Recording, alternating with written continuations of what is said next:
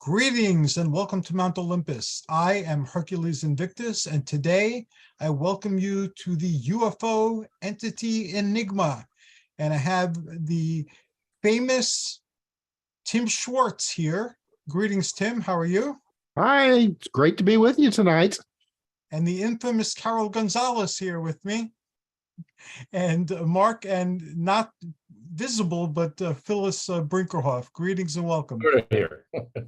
Greetings, everybody. Now, what inspired today's inquiry was a book that was published by Inner Light Global Communications called, let's see if that'll come into focus or not. Anyway, it's called Space Gods Speak, and it was published a while ago. And when I discovered it, even though it's channeled material, and channeled material, if it's not polished up, can be, kind of channeled material. It contained a lot of information that I hadn't encountered before in the English language in books. So I was very excited by this title, and this title pointed me in the direction of exploring the contactee literature a little bit more closely. And what I found when I did so was that the messages coming from planetary beings, initially from our solar system, was a kind of theosophy. Now, theosophy means divine wisdom. It's sometimes called the ancient wisdom. And John Keel said it was like a broken phonograph playing on the ethers throughout eternity. And that even if you destroyed all the writings and all the records of everyone who had ever written about these topics, as long as we have minds that can attune to higher planes, somehow this information would come down and appear again. And although the details might be a little bit different or fuzzy, it would generally be the same theosophical ancient wisdom information given over and over again. And having occasionally found ways of tapping into that station, for lack of a better word, I can vouch for the fact that the information flows, continuously. And if you have the time to pour through theosophical tomes and anthroposophical tomes and Western occult tomes, you'll hear echoes of this wisdom over and over and over again. So given the fact that I'm now in my 60s and the life before me is less than life behind me, I'm narrowing down a lot of my activities to focus on the things that are most important to me and give me the most joy and wisdom and insight. So I'll be doing a lot more on this topic in the days ahead. So enough of the introduction. I know you can't wait to hear my guests, so we will go to Tim Swartz. Greeting and welcome, Tim. Hercules, thank you for having me on tonight. It's it's a fascinating subject, and I hope what I have to say tonight in my usual rambling manner will have some impact on our watchers. I'm sure that it will. You are a font of information, and you collected a great and deep pool of knowledge over the years and written about it. Yeah, well, thank you. It's sometimes as you talk about, getting, as you get older, sometimes being able to pull that font of information out of my brain in any kind of clarity sometimes can be a challenge, but I'll do my best. Thank you. Well, okay, tonight, I'll be talking somewhat about the early contactee movements, which a lot of the information that is pertinent to tonight's show originated from. Well, okay, now let me backtrack a little bit. When I say originates, not really, because if you go and look into the past, when it comes to various religious movements, outbreaks, epidemics, however you want to call them, you'll find that in a lot of these contacts with spiritual beings, religious figures, what have you, there always seems to be this thread of extraterrestrial contact, which is coming through, which, to us of the 21st century, that may not seem so unusual because we've all been engulfed in the pop and cultural movement of space aliens and extraterrestrials and things like that. But if you go and look back into, the 18th and 19th century, heck, even further back than that, with Emanuel Swedenborg and his alleged contacts with space beings, it's not that unusual. But primarily what I'm thinking about is takes place in the early 1800s in Upper New York, an area that's called the burnt out area. And during this time, there was a great spiritual revival. For whatever reason, it's if you go and study the history of all of this during that time, there are just an amazing amount of groups, spiritual and religious groups that sprung out of this area. Mormonism is a good example, but you also have spiritualism. The two really, out of all of them, are probably the most predominant that survive today. Mormonism, has become a major worldwide religion. Spiritualism, not so much, but it still has an impact. Not as much in the United States anymore, but Central and South America, it's called Spiritism there. It's still a very predominant religious movement. But with these outbreaks also come an interest in. Hello. I'll let.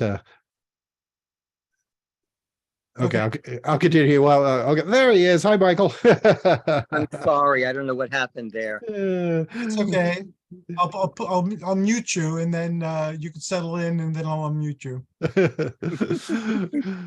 But with these spiritual movements and upheavals. Oh, and I should mention, one of these movements was called the Harmonites, I think is how the first group was, that later moved from New York to, of all places, Indiana.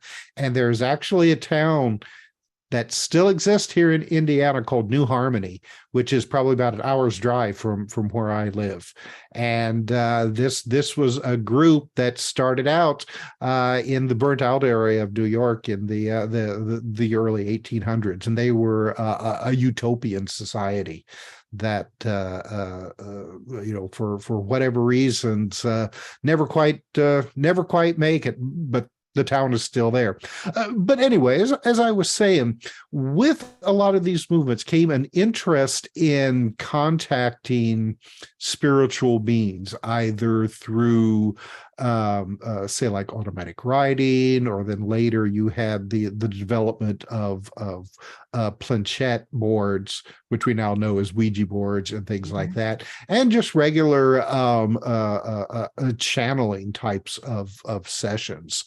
And so many of these cases, it's so interesting. So many of these cases actually involve contacts with space beings, usually beings who claim to be talking from nearby planetary bodies, especially Mars and Venus.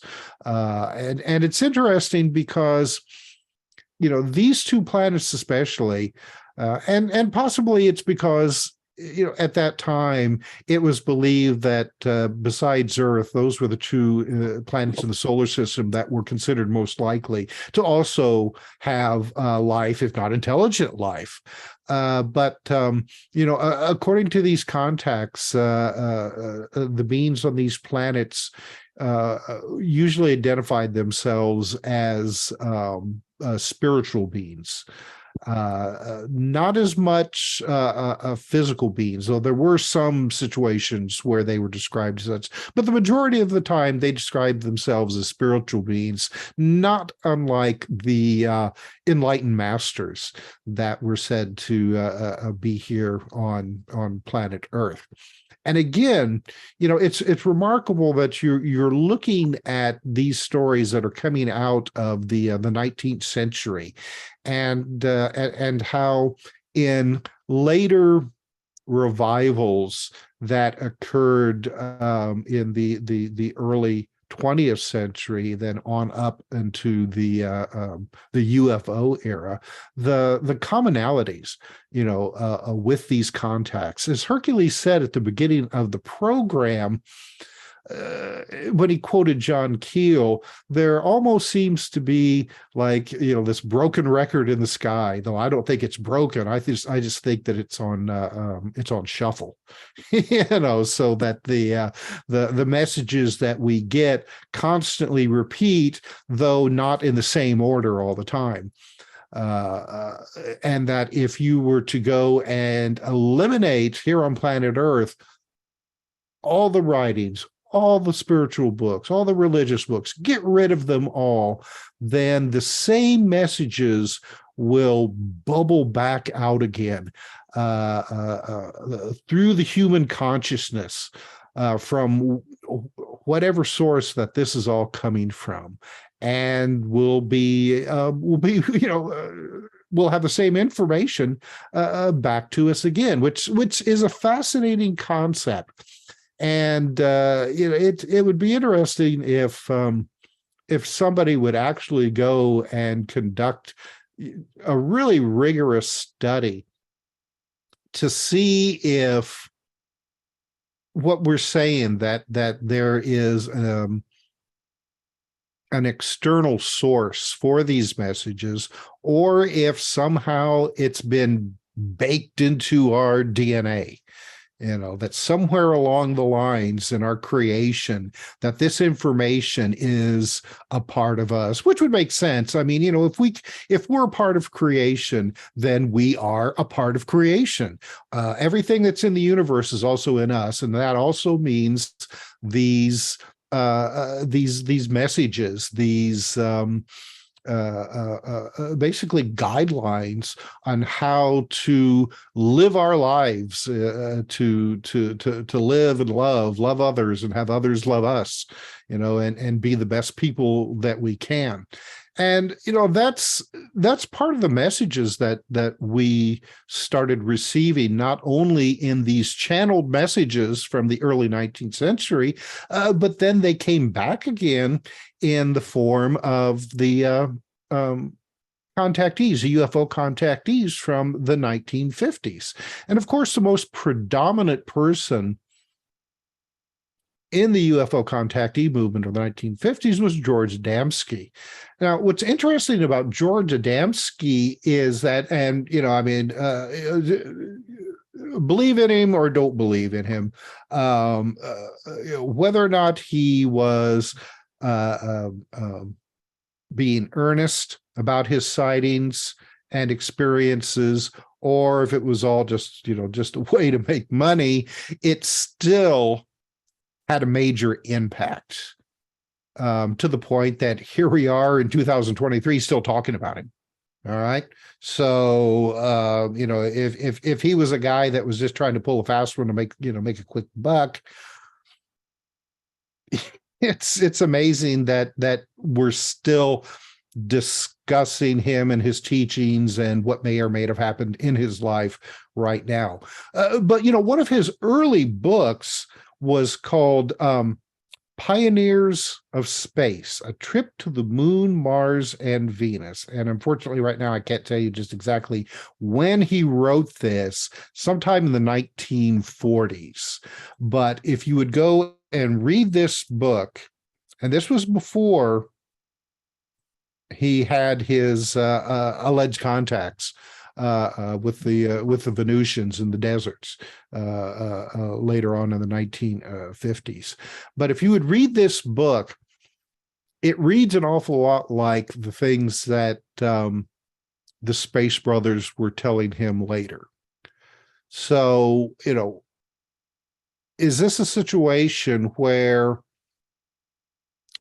George was already receiving this shuffled record in the sky, already getting these spiritual-based messages, and then just applied them to the UFO, the just starting out growing UFO movement of the 1950s, or if he did have actual experiences because of his teachings and working with his philosophy, that he was developing in the 1940s. I mean, that's, we'll leave that to the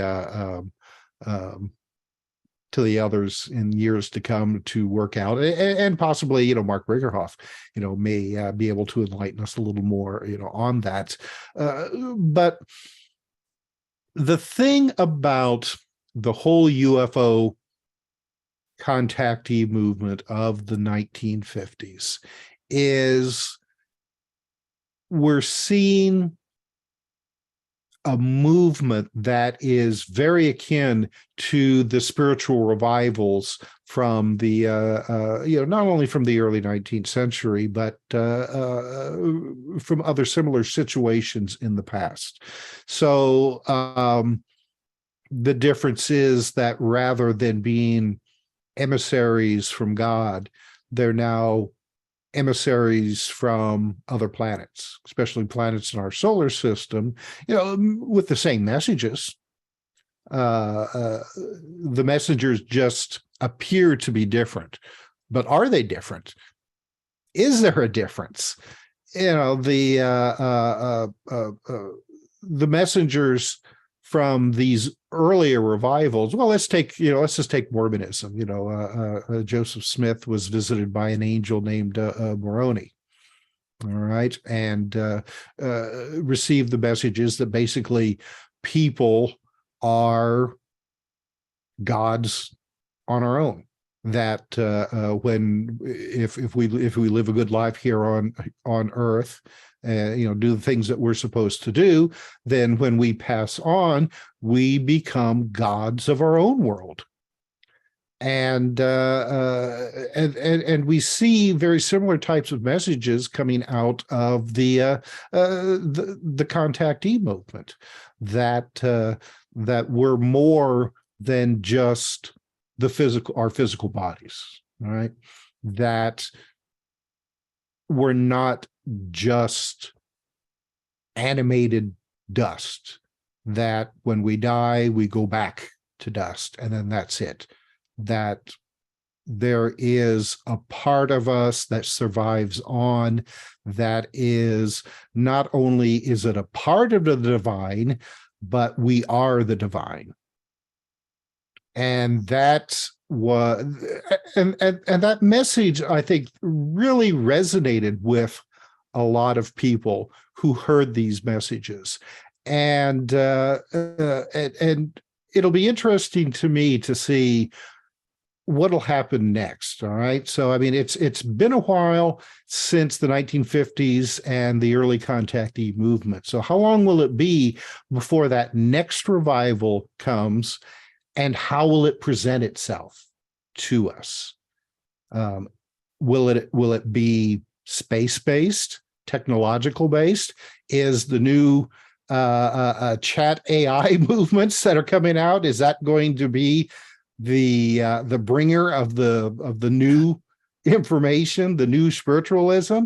Who knows? It'll be interesting to see what happens. So Hercules, I'll throw it back to you.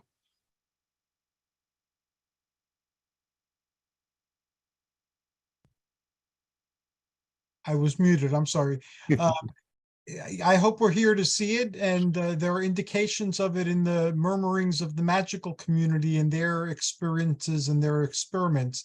But that will have to make the topic of another show, because we only have around 10 minutes each for the time that we had today. Thank you, Tim. You shed a lot of light on a lot of the things that I brought up and took me in directions that I now need to go to find out more information. My pleasure, Hercules. I can't wait to hear what everyone else has to say tonight. Neither can I. We will go next to Carole Gonzales, who brought up the planetary powers in the magical tradition. So onward to Carole. Wait a minute. I have to say I'm not in the same league as the other speakers here, but I have had many spiritual experiences that have led me to explore and find whatever knowledge I could on my own. In other cultures, perhaps I would have gone to an elder to get guidance. I had to figure out who an elder was in this life and seek them out, read books, and find out more. I started out with a combination of spiritual experience through the Pentecostal Christians and evangelicals in the beginning. After I exhausted what I could learn from them, I set off on my own, using the 23rd Psalm as a guide. I was a bit afraid because, after all, in that Christian tradition, there are a lot of things about demons and evil, and who knows what I was going to find. But I got along and I learned. And I will say that I came across many interesting spiritual practitioners. I'll say Michael Waterman, who is here, is Hello, one of. Carole. I learned a bit from him. And then I moved on. Of course, Tim Beckley was a constant source of knowledge for me. I could always go to him with questions, and he always answered, even though we had a period of separation of maybe 10 years, a decade, and then I found him again, and he was just as gracious as ever.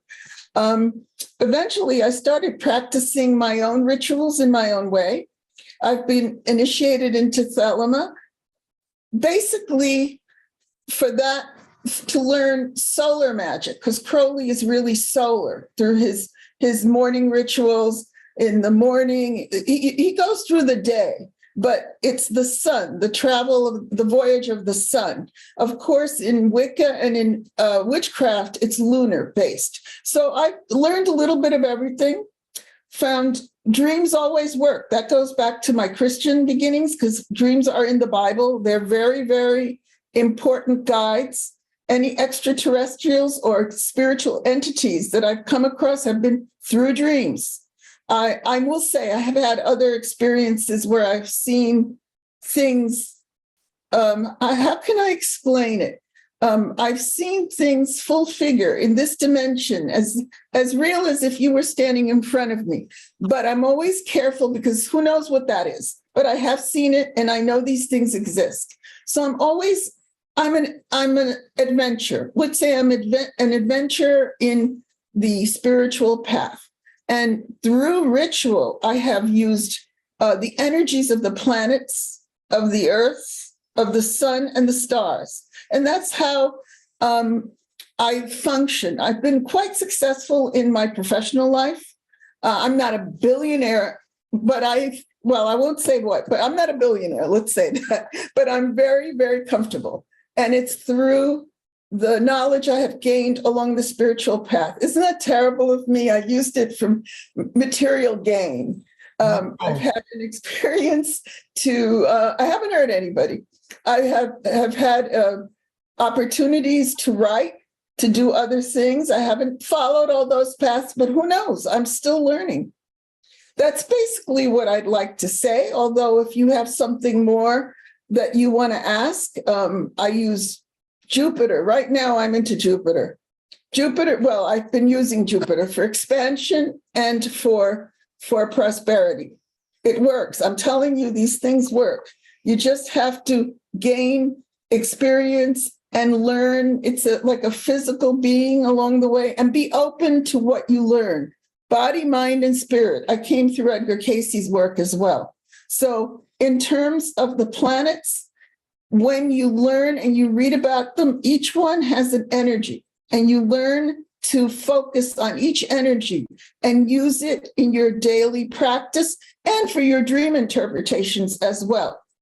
Now, in Dilemma, I've seen, it's very interesting. Crowley had a ritual that I saw, which was basically, I participated in it.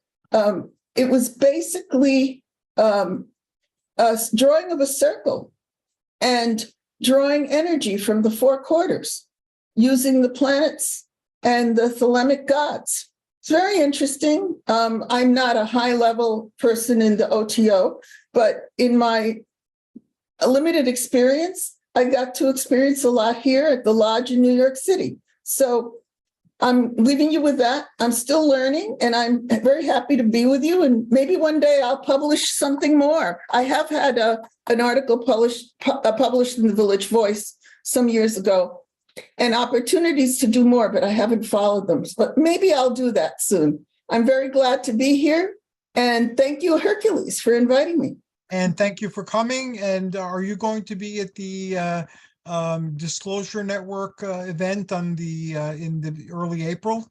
In New Jersey, or the one where you're coming to? The one that I'm coming to. Oh, of course, I'll be there. Okay, awesome. We will talk more then. Thank you so very much. Sure. I know we have other initiates here into sacred tradition. So before we get to Marc, who can give us direct knowledge from his own personal experiences, we will go to Kamwast Setna. How are you, sir? I'm very well, thank you. And I want to say a special hello to Carole Gonzales. It's been a very long time, and I've missed you. I hope we will reconnect.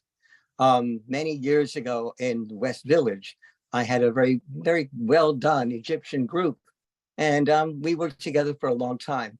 So it's good to see you. Hello, Carole. I hope one day we will connect again. My energies, as you know, are of the Egyptian peoples, the Kemetic peoples. I am working now, we should say, and Carole mentioned Jupiter. Well, I'm working with Ra. So she is working with very high forces. I'm working with the sun rather than the moon. Ra's energy has given me strength and me prosperity. And I'm finding that, you know, the sun is a star, no? The peoples of the ancient world took a lot of the gods and goddesses. And it says there's a papyrus, I have to think of the name of it, that the gods of Egypt, the Neteru, came from near the star Sirius, that they arrived and they came, but that Ra had created everything. He came from the river of Nun, from the liver of Nun, yeah, the river of Nun, chaos, confusion, and things. And there was a lotus blossom that opened up, and there was he.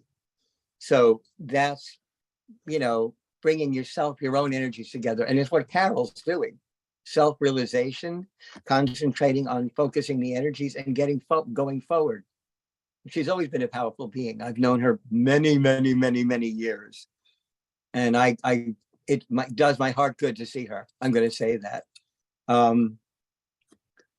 I've always worked also with Osiris and Isis. Isis is called Sotis, and that's the North Star, the dog star. In that way, she kind of had an affair with her great-grandfather Ra, and they created Bast, Isis Sotis. Coming up is May 7th, which is the Feast of Bast.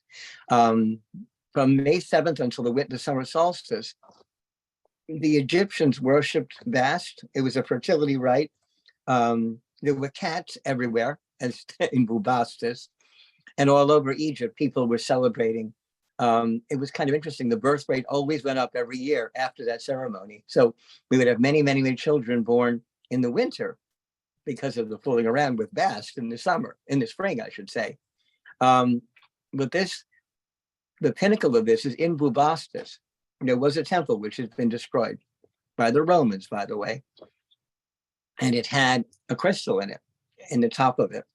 And when Sotis and the sun hit at the spring equinox, it was the beginning to start the preparation for this ritual. And by May 7th, so that's 2.5 months, by May 7th, they were ready to start and make things go. But it was from the starry energy that they did this. They were told by an oracle, basically, a space oracle, they say, that would give them the right directions and things to use for that particular ceremony. There are many others that way too. I would like to go further with this, but I know we're short on time. I also want to say too, we're coming into this spring equinox very shortly. In fact, a day or two. Finally getting rid of this rather winter, non-winter, wouldn't you say, Hercules? It wasn't much of a winter. I would say so, yes. Unless you're up north, but where we are in New Jersey, no, there wasn't much of a winter. I think I've gotten like 1/4 of an inch and mostly a lot of rain. And it was very cold that couple of weeks in February. very, very cold. And that was about it.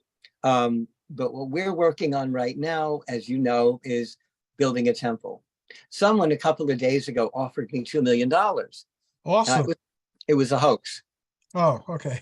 They were telling me, you know, this, that, and the other thing. And what they were asking sounded like money laundering. And I'm crazy, but I'm not stupid. So I said, you know, thank you, but no, thank you. I have never said no, thank you to $2 million in my whole life, but I knew that wasn't real. So what I'm saying is too, that we need to focus on the connection between us and the universal beings, these starry beings. It's there.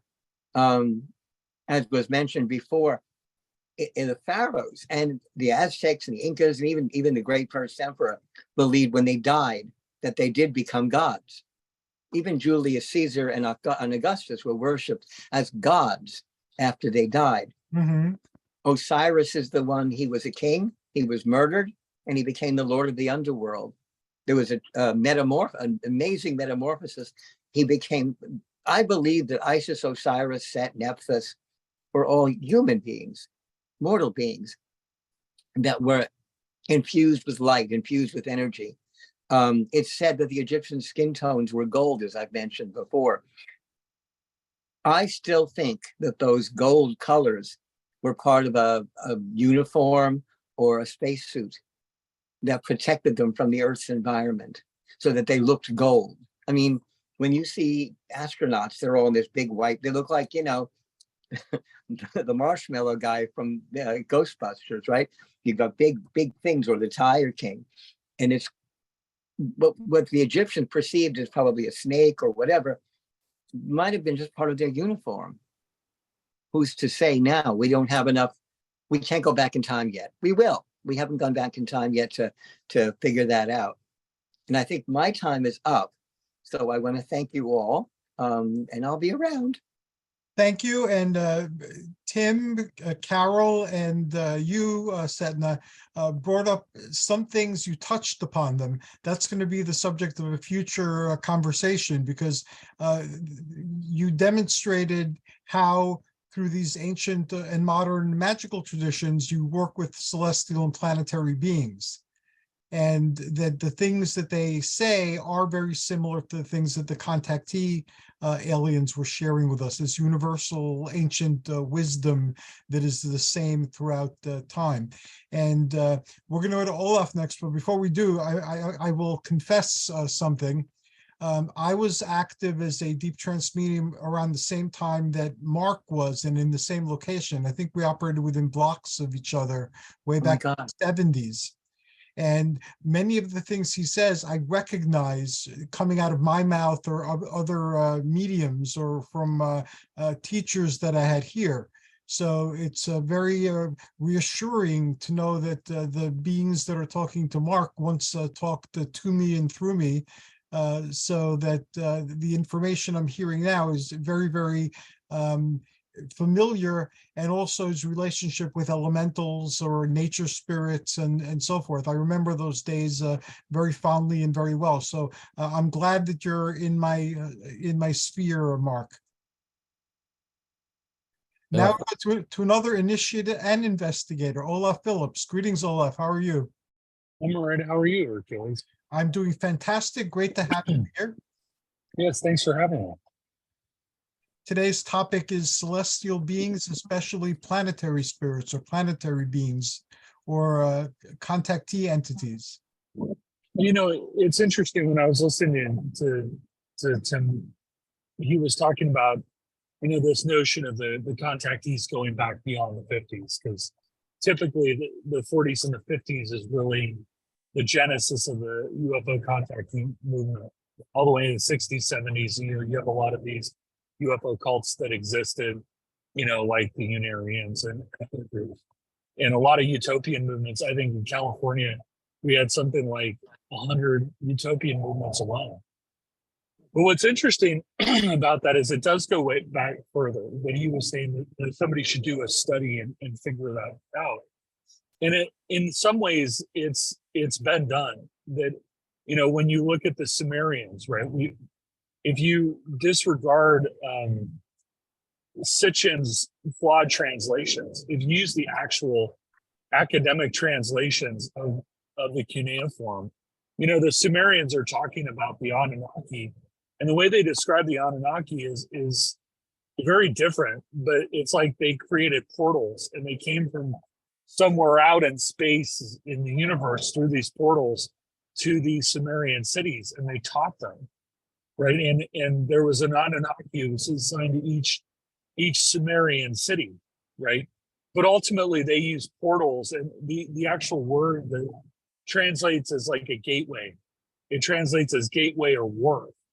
And so there was this kind of notion that a ship would pull up, or they would come off this wharf or come out of this gateway, to interact with humanity, and then eventually they lived amongst them before they took off again.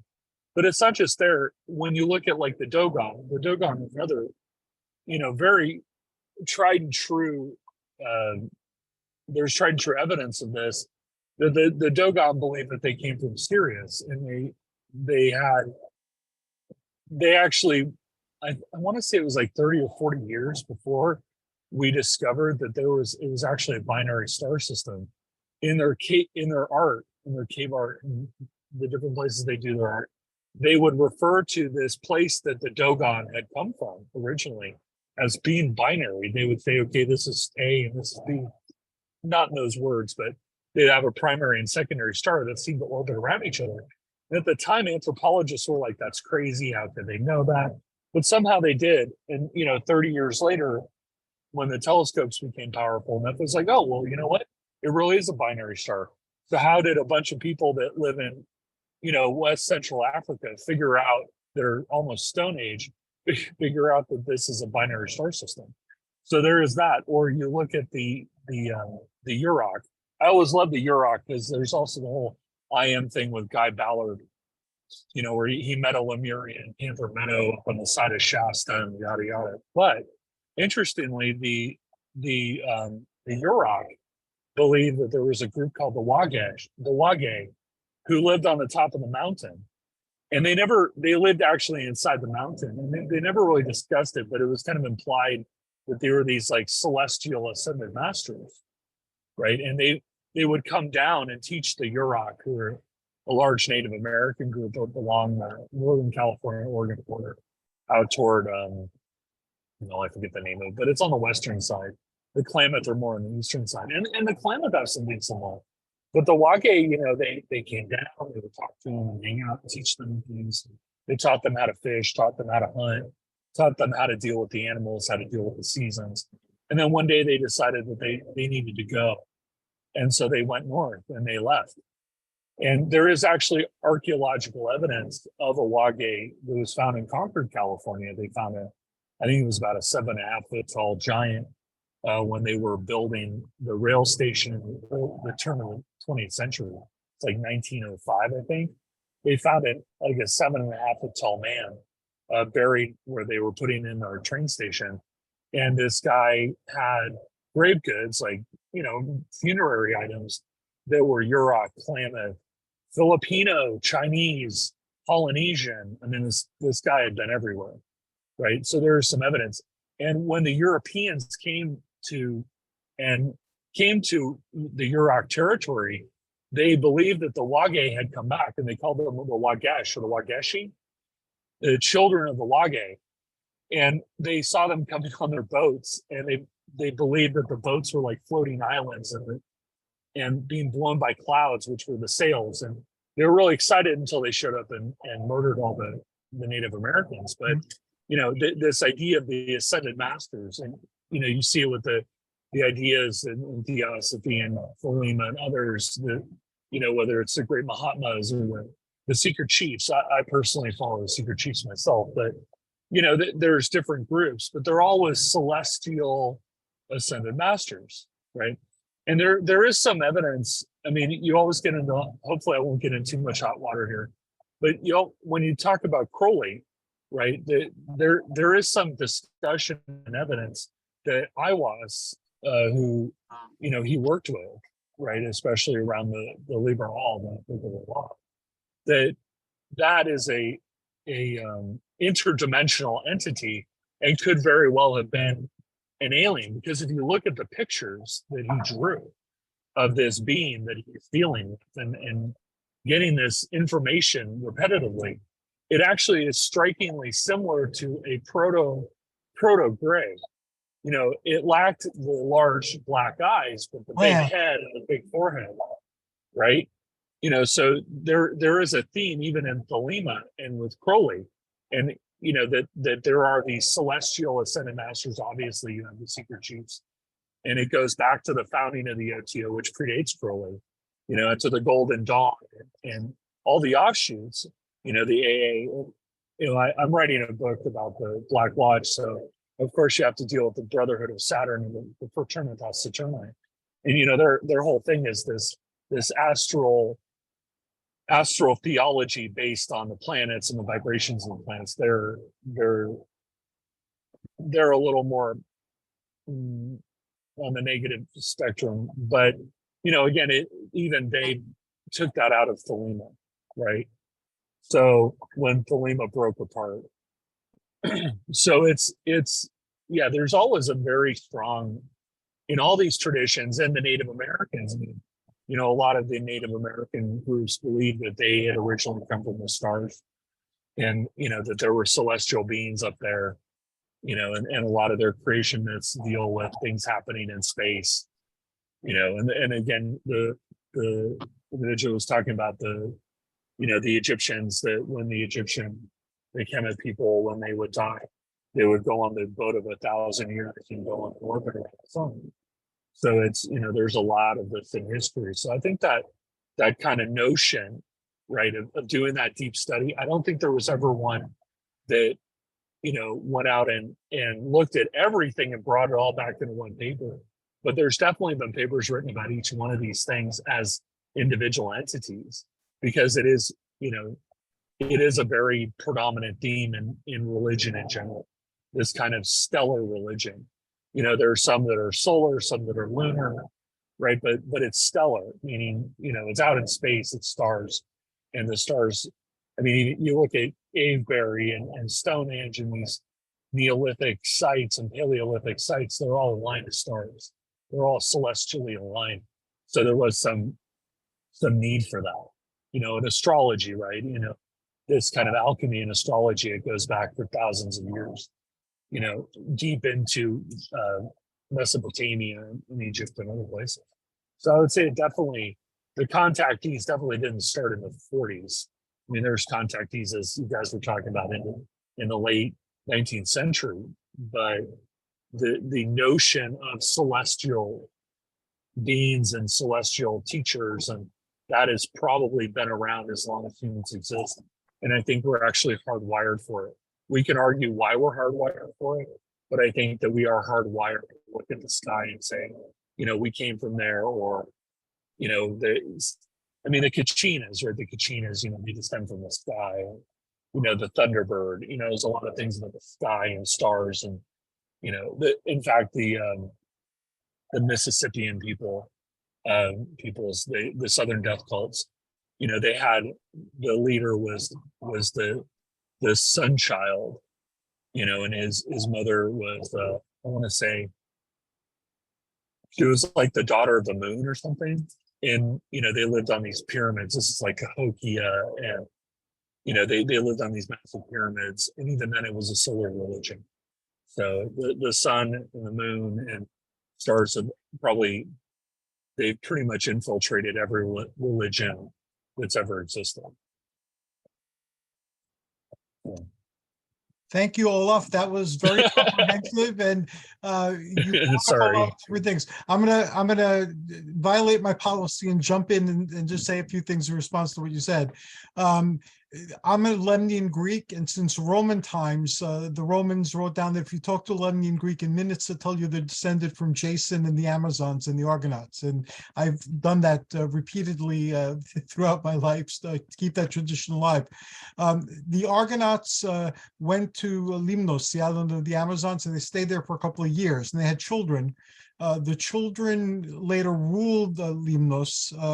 and the Amazon gynecomatria, what you could call it, matriarchy, was modified, but then they were overthrown by the Lemnian natives, and they went down to Africa and they mixed with the Dogon tribe. And their interactions with the Nomo, which were what their amphibious gods were called, that told them about Sirius Yes. and so forth. Yes, the Nomo. That's it. That's what I was The forgetting. Nomo. And out right near Lemnos, there was supposed to be an undersea kingdom, like a Poseidon's, and these undersea beings were amphibious. And so if the ruling class went down to the Dogon tribe, then it's not unusual, or it's not a stretch to think that some of these amphibious beings might not have accompanied them and stayed with them. And the Crowley beings were called the Lan. And yes, you're right, they look like grays, but with smaller eyes. And supposedly the story goes, they weren't able to close the portal that let them in. So it welcomed them into our world and gave us the grays. Thank you. And we're going to go to Marc next, but everyone here has made my life easier today, because I was going to introduce something in a few months, and I'm going to invite you all to it because you're all very knowledgeable from your own perspectives. So this particular planetary system that exists, although with slightly different manifestations of it, it's universal, and it goes back since the dawn of time. The Babylonians are the ones that corresponded it with the gods in the days of the week, and that system is still with us even now, although most people don't realize it. And a lot of the information is old, and we have records of it. So unlike a lot of channeled material, which many people, even the people who channel the material, think is new, it's actually quite old. It's part of this repeating system of information that we get. And one more thing, Unarius would be very upset if you compared them to a UFO cult. They're very anti-religious, of any type of religion. Oh, I know. They consider themselves a practical spirituality, which is scientific in its nature. So I just wanted to throw that in there. Yes, I retract that.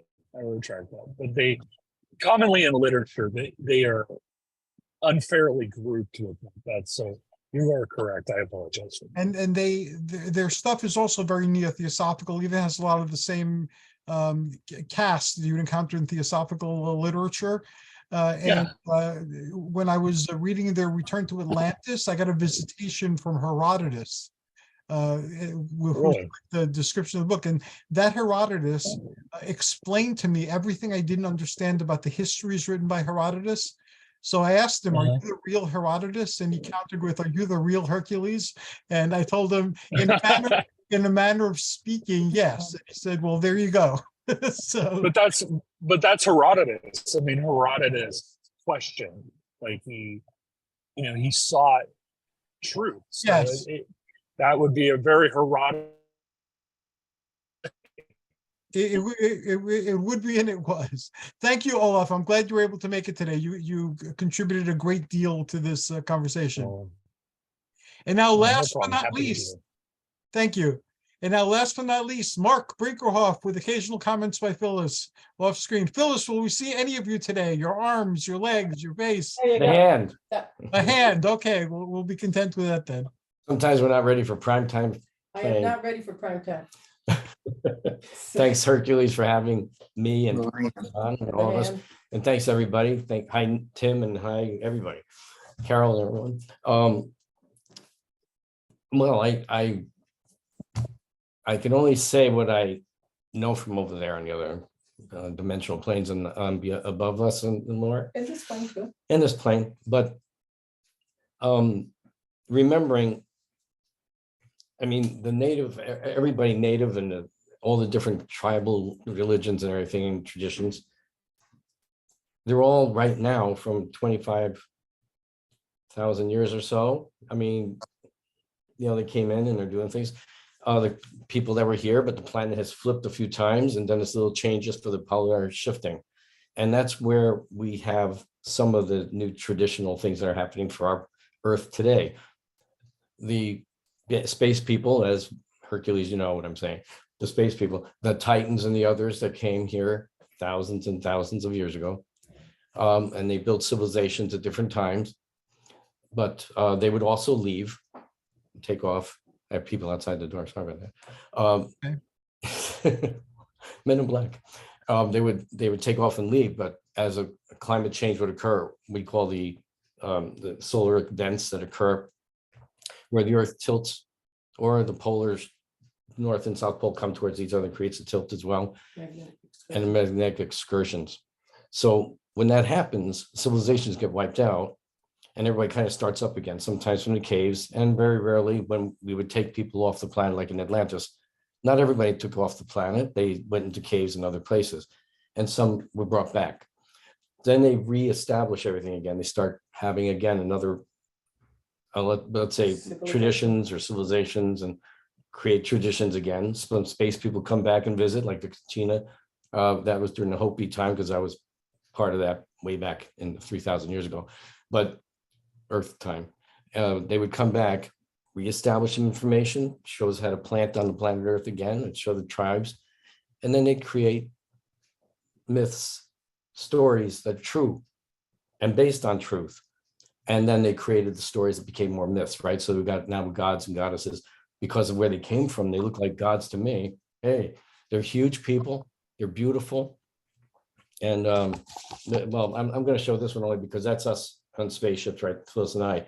But when you see these beings and they're 8, 10, 12 feet tall, you're going to, an Earth person of any tribal, right? 5,000, 8,000, 10,000, 12,000 years ago, they're going to go, what is this? So they're going to look like gods. And they allowed them to believe that because they would listen to them. What we learned from that time, even when we dealt with the Native Americans, we came in as on our silver eagles, as they called them, our ships. And they thought we were their great ancestors because we had the look of native in a sense, bronzy, coppery toned skin and golden toned skins. So we let them acknowledge that, like our ancient ancestors have come back. So we went along with it. And that's what most of these space people did and allowed it to be done because they felt the people would listen to them.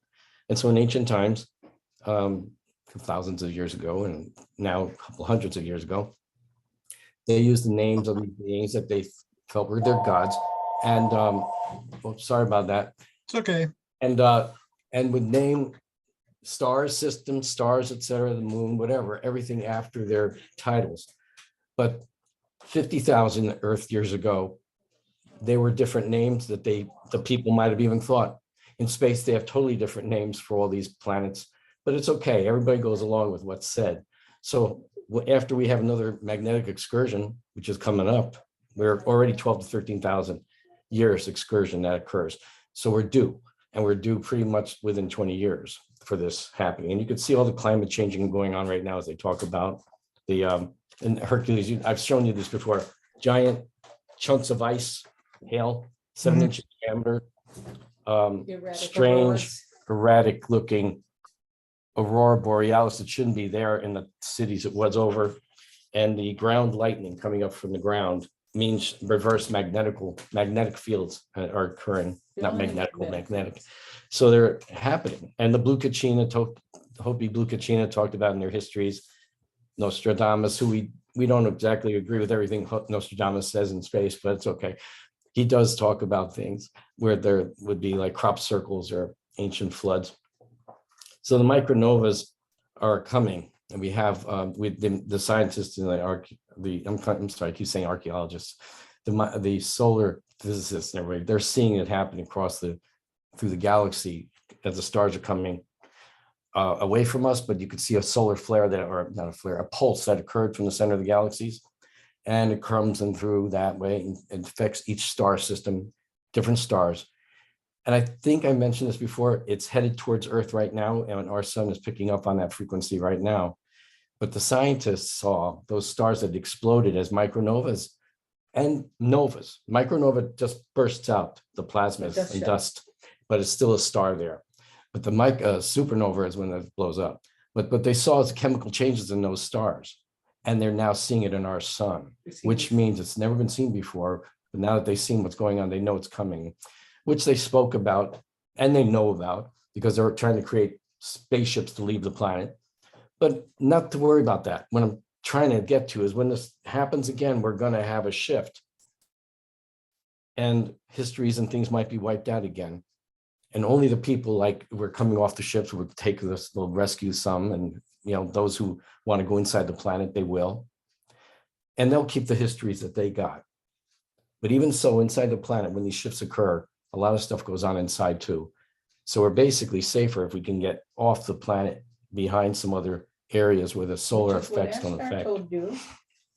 And Phyllis is saying to me, right, exactly, Ashtar has told me this and other beings out there in space. Now, Ashtar today, we would consider Ashtar a god. Or, you know, the beings like I know in space, we would think. He's the today's. We had Valiant Thor in the 50s. People might say, oh, that guy's like a god because he was doing a lot of things that were Impossible. godlike, you know, like dematerializing, showing people, talking telepathically to them. But so all I'm trying to say here is What goes around comes around. it exactly Phyllis said, it goes around, it's coming around. This happens all the time. It's every 25,000 years, we got another cycle, but this is the 12 to 13,000 year cycle. And that's where we're at right now. And that's what's happening and coming soon to our planet. And the solar system is going through it too. All the planets are changing in magnetic spheres. So people have seen it, the scientists see it, but they refuse to talk about it because it's too scary. It really is Well, scary. they don't want them to panic. Yeah, they don't want the people to panic. But I gotta tell you, I've been teleported to the ships twice. I go out of the body on them. I've been on them physically on them for a number of times, maybe 9 times at different times in my life, since 5 years old in the 1950s. And so being a 50s contactee is what I am, I guess, 1957, 58. But I met Betty Hill, was friends with her. I was friends with Stella Lansing, very long time. She was a contactee in New Hampshire. And I never got to meet George Adamski because he passed on. As for Howard Mender, he moved to Florida, so I never got to talk to him. But we knew George Van Tassel's George Van secretary. Tassel, right? Phyllis, thanks. George Van Tassel out in the, California, we knew his secretary. Phyllis knew her, and we knew personal things and information. He died in 1978. I saw him out of body in a school system on the other side that he was teaching over there. And so I know he's fine, but we went to California. We didn't get to meet his wife. We should have done. But we couldn't. We weren't able to do that. But we saw the Integratron a couple of times. And that Integratron actually is shut off by the government because they stole the information when George was in his funeral home and his son and wife were there. They vandalized the house and stole his files. So they took the information on how to make their own Integratron. But George had a small version of Integratron. He made a few copies, about 4-foot diameter ones. And one of our close friends we had who's passed on, named Jose Gonzales, he used to be a scientist with him in the early 50s. And he told me and Phyllis, he told a story that occurred where they created the working model of the small version Integratron as a test before he was going to build the big one. And they went to a person in the desert and got a lizard, and they brought it in, and somebody cut its leg with a razor. And the Integratron is a healing device. So they put the lizard through one door, and he goes around inside, he's supposed to come out the other side of another door. So when he went through, now the machine was on, the little version. And when he came out, he was totally healed. So they had how to do it. But we'll say the MIBs or somebody came in and took all the files for him, like they would do at Tesla, the same type of thing. Well, So a tremendous amount of information has been withheld from this entire civilization. We should have spiritually advanced much further than we already have. as everybody knows, I mean, general population is woefully exactly. ignorant. So I guess to wrap it up with Hercules and everyone here, these beings, we call them gods, they're real beings. I know. Here, you met one in the park. This is the one I met in the park. Materialized in and came and talked to me, almost 7 feet tall. And when he left, he dematerialized as he went into the path. And then minutes later, I was told to go by a tree. So I went to a tree that I know over there on the park. And UFO came over. I took a picture. I was teleported on the ship, saw the whole thing from the sky. And who was on the ship? Sananda, my own overself, and of course, Ashtar, who physically came over, and gave me a hug. He's about 7 feet tall and change. The other ones are taller. So I can only say, teleporting, they jump you, you're on the ship. Nothing. You don't feel anything. No Star Trek, none of that. And then when they bring you back, you've not lost what looks like to you any time. They can put you right back where you were standing.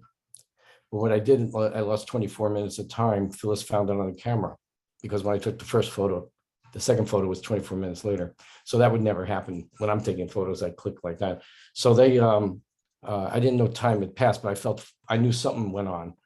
So they can do that. And we've done it in the past when I've been on these ships. And this is me when I'm out there on the ships. If you meet me out of body or anything, you'll see me that way, about 8 feet tall. So we teleport people and jump them back down again if they want to go. But others wanted to go to other systems and other planets. And they did. So that's why you find those other Palladian type beings who come from that constellation area known as the Pleiades, that we know it as. And they will come in, but some of them are humans just like us. So a lot of these space people, we have to be very watchful for them. And I know the one that you're talking about from Carole, that those are beings, but they're not very nice. We have to be careful for these beings that come in with negative intentions, taking information, taking energy, utilizing and manipulating people to do what they want. And they want resources.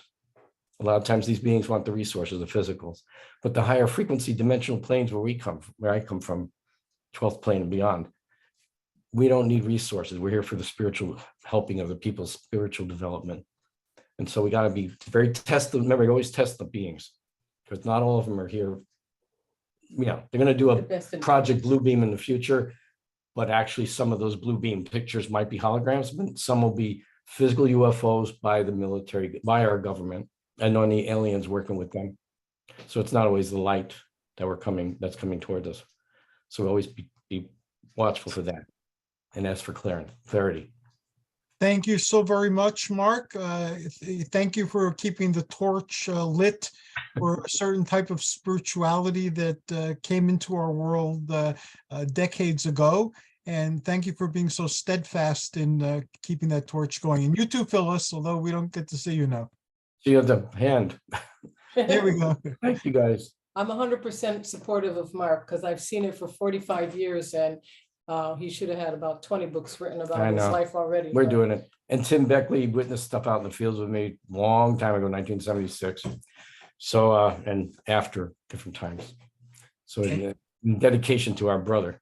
Yes, this show, in fact, this entire series of shows is dedicated to the memory of Timothy Green. And don't forget, Hercules, don't forget, Marc saw Tim Beckley out of body. Oh, yeah. And Tim made a huge point of saying he was going to get to the Ashtar command. He did get to He got there.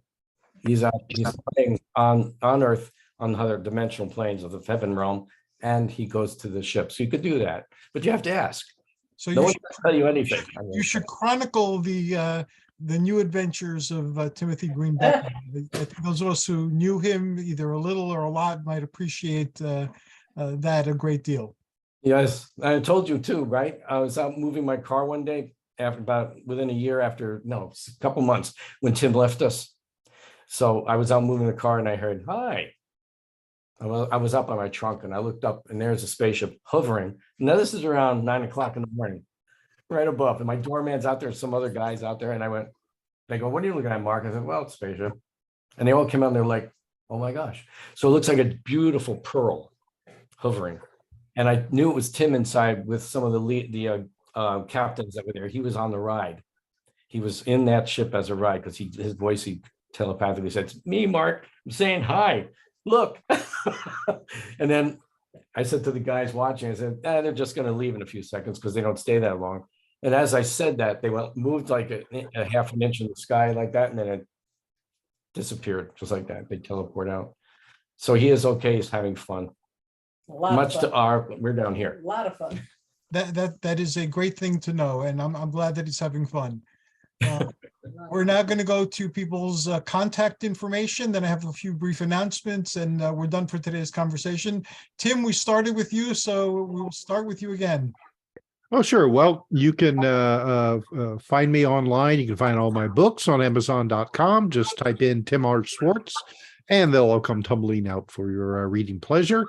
Latest book is called Mimics, The Others Among Us. It just newly released just a couple of days ago.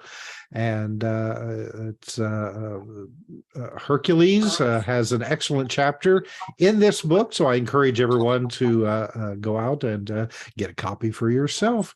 And as always, my website is conspiracyjournal.com, where we have all the weird news and information that they don't want you to know.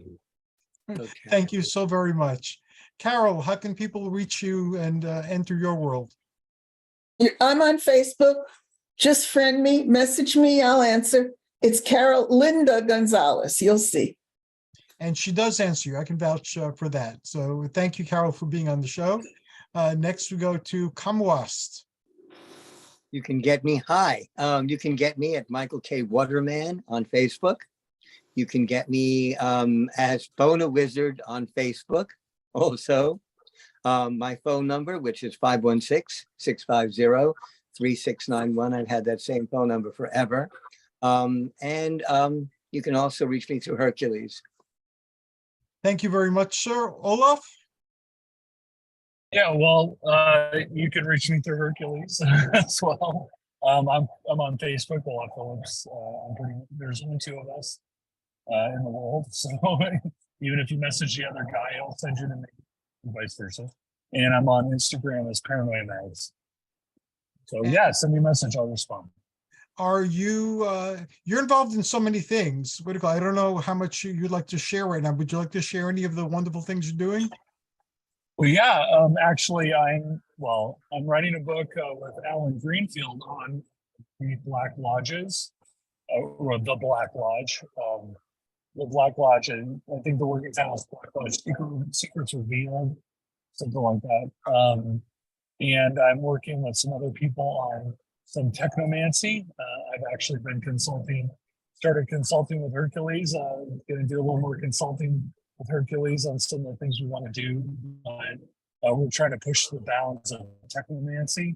And I actually do believe that technomancy is probably where these new revelations are going to come from.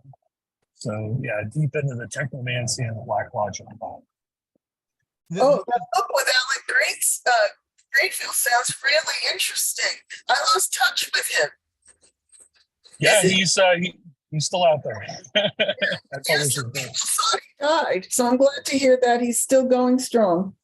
Oh yes, very much so. And yeah, we're deep into the book. I think we're probably sometime in April we'll have it done, and then get it proofread, and the usual things.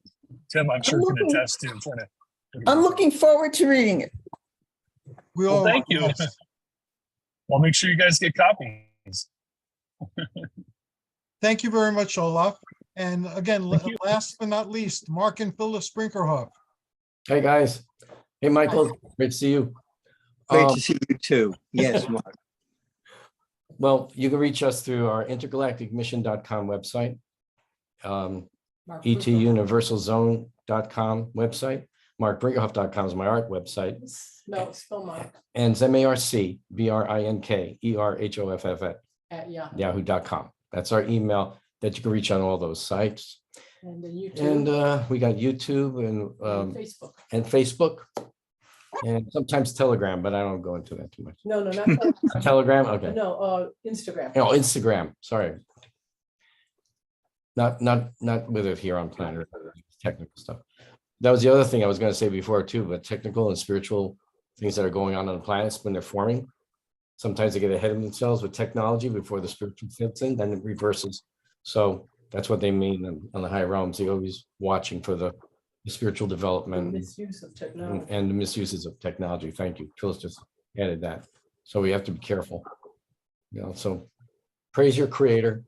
That's the one and infinite one. Whoever you think it is. Yep, that's all. Just keep praising. And we love you all. Thank you. We love you too, Marc.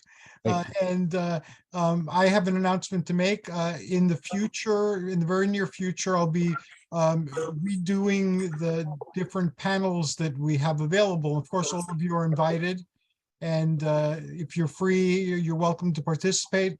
And one of the panels is going to focus exactly on this hidden planetary science that's woven throughout Gnosticism and various magical traditions. I will, of course, be approaching it in a Greek way, but everybody is free to add their own cultural or metaphysical slant on it. It is all the same thing. And in Greece, there's a story of when Typhon was invading Olympus and the gods had to flee their home. They went to different countries and hid behind masks. And the ancient Greeks and the ancient Romans and the Egyptians, to some extent, as they dealt with foreign people, one of the first things they did was called interpretatio. They would find the local gods and make correspondences, like how they know these gods, what are their names, and how the stories contribute to each other and so forth. So we'll be taking that universalist approach.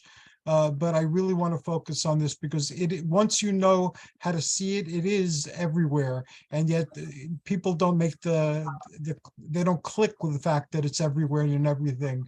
And then it's like, oh, wow. I did a show once on the days of the week and how they're dedicated to different gods and planets. And people knew about the planets, but they weren't aware that there was a deific system behind it also. And I got into some of the things that you guys talked about today. So that's what that's going to be about. And you all have an open invitation. Thank you all for being on the show. You're awesome. I had an incredible time speaking to all of you, and I look forward to the next time we speak. Good night, everybody. Good night. Good night. Good night. Take care, Hercules.